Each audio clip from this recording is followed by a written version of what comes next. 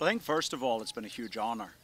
Gor Mahia is one of the biggest clubs in Africa, one of the most storied clubs in Africa. When I came here, there's modern clubs, corporate clubs, and that's happening all over the world, but their link with their community, their link with the history of the game is not there because they've arrived in the last decade or the last 2 decades, and yes, they might be successful, but they don't have that story behind them, the roots of the club.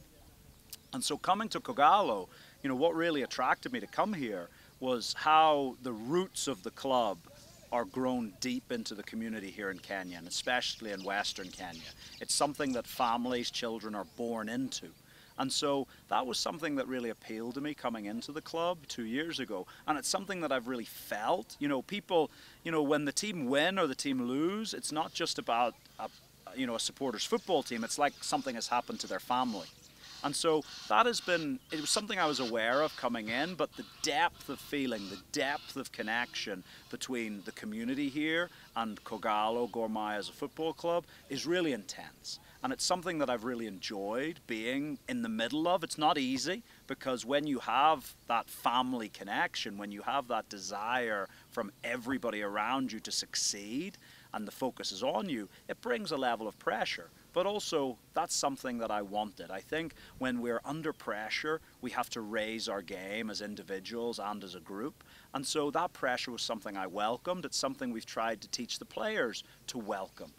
Because if they want to be the best versions of themselves, there's an old saying, fair weather does not make a great sailor. Great sailors are made in the middle of the storm.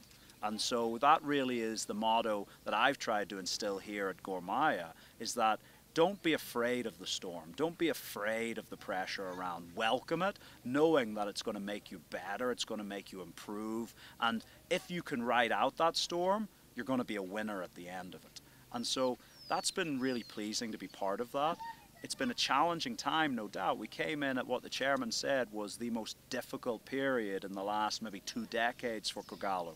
A lack of players, having to rely on the youth academy significantly, transfer bans, all of these things. But through that storm, we've managed to prevail. And so, yeah, there's been so many lessons that I've taken from the last 2 years, but also a lot of joy and a lot of happiness, and yeah, I'm going